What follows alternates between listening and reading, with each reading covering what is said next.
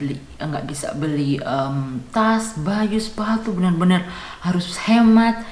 Hi everyone, welcome in my YouTube channel with me Intan. Dan buat kalian yang baru pertama kali mampir di YouTube channel aku, hai, salam kenal dari aku. Dan buat kalian yang belum subscribe YouTube channel aku, please jangan lupa untuk subscribe, karena subscribe kalian sangat berarti buat aku, memberikan aku semangat, dukungan untuk terus membuat vlog selanjutnya. Dan buat kalian yang sudah subscribe YouTube channel aku, terima kasih. Dan di vlog share dan curhat kali ini, aku itu mau cerita ke kalian apa yang aku rasain waktu aku 1 tahun tinggal di Belanda. Buat aku tahun itu tuh tahun tergalau aku. Aku merasakan homesick setelah 1 tahun, dan ada beberapa alasan. Pertama, aku masih baru, badan aku juga masih beradaptasi dengan cuaca. Seperti yang kita tahu kan, di sini panasnya cuma 3 bulan dan selebihnya itu dingin. Aku dari Indonesia, dan Indonesia negara tropis, dan juga suasana harus beradaptasi, budaya, tambah lagi belajar bahasa Belanda itu yang luar biasa, menghabiskan energi. Dan jujur aku bukan orang yang cepat belajar bahasa. Aku tuh tidak terlalu pintar atau cepat belajar bahasa. Dan aku tuh tiap weekend lagi, waktu itu aku cuma tinggal di rumah karena yang seperti aku udah bilang, dingin. Aku tuh waktu di tahun pertama itu, kalau musim dingin nih, kalau aku keluar rumah terus hidung aku, misalnya aku pakai shawl, terus hidung aku nggak tutup, hidung aku itu sakit sampai kepala, dan aku tuh bakal sakit selama berhari-hari. Jadi waktu itu aku memutuskan aku nggak kemana-mana, tinggal di rumah. Tapi juga kalau tinggal di rumah pengen keluar, karena kan di Belanda kita juga nggak bisa tiap minggu atau tiap hari ketemu teman. Kalau di Indonesia kan, kalau setiap weekend mungkin kita bisa ke rumah teman, saudara, ngobrol. Tapi di sini kan nggak bisa, karena saudara atau teman kita punya juga kegiatan yang lain. Kalau pengen makan sesuatu, kita harus bikin sendiri. Aku sudah beberapa kali beli makanan di restoran Indonesia. Aku tuh sudah membayangkan, oh rasanya akan seperti ini. Pas dibeli, rasanya tidak sesuai dengan ekspektasi.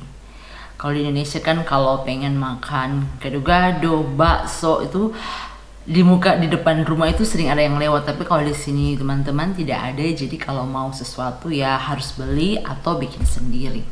Dan aku juga belajar masak pas aku tinggal di Belanda. Dan pada tahun juga 2019, aku tuh dan suami beli rumah ini. Aku sangat bersyukur juga, karena suami aku sudah ada dana atau tabungan untuk membeli rumah. Tapi rumah yang kita beli ini anggarannya di atas dari yang sudah kita budgetkan. Aku tuh sama suami nyari rumah sekitar 4 bulan. Ada yang sesuai keinginan kita, tapi harganya mahal. Kita nggak bisa kalau terlalu mahal, karena kita juga nggak mau nanti kita akan bermasalah dengan finansial. Kita nemu harga yang sesuai, tapi rumahnya itu banyak sekali yang harus direnovasi, diganti, dan kalau kita hitung per hitung, harganya tuh hampir sama.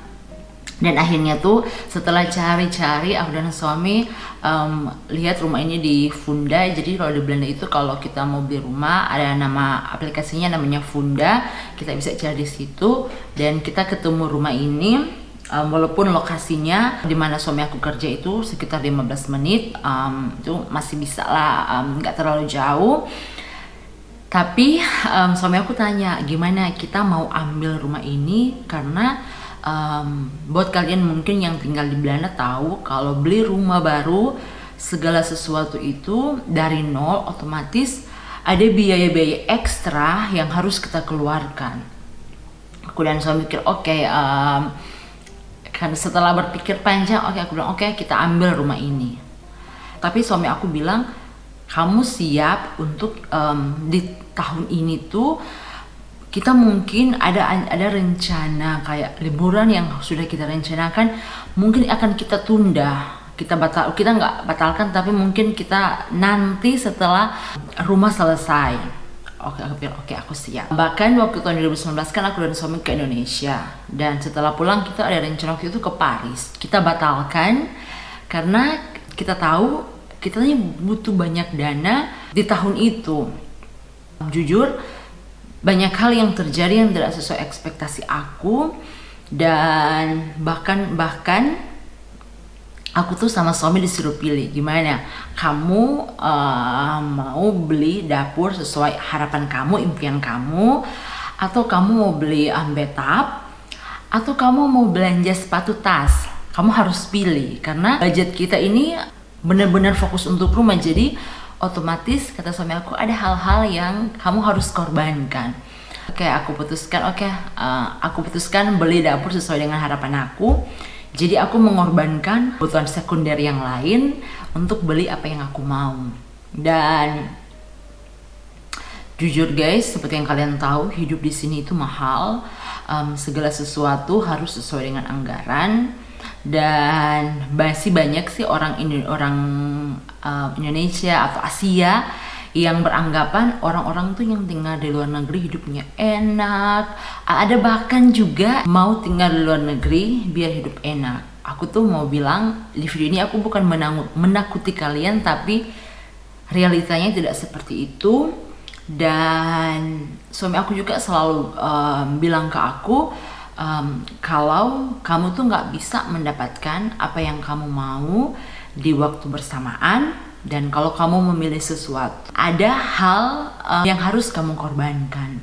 Karena jujur mereka itu dari kecil sudah diajarkan bagaimana memaintain keuangan, bagaimana mengatur keuangan. Jadi mereka sudah terbiasa dengan hidup sesuai anggaran. Nanti kayaknya aku bakal bikin video parenting orang-orang di sini. Mungkin juga bisa menginspirasi kalian, dan juga biar kita sama-sama belajar.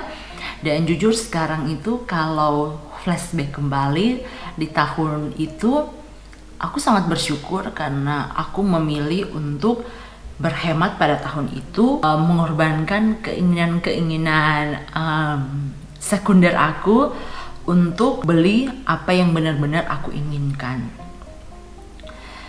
Kadang aku suka bercanda suami aku, tahun pertama ya, aku tuh nggak bisa beli ini, nggak bisa beli tas, baju, sepatu, benar-benar harus hemat.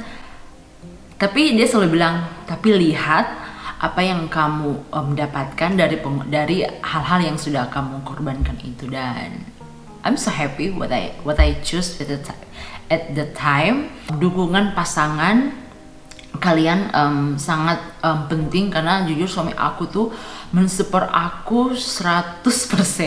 Inilah video aku kali ini. Semoga di video kali ini berikan gambaran kalian, mungkin di antara kalian ada yang bakal pindah segera tinggal di Belanda, agar supaya kalian harus siap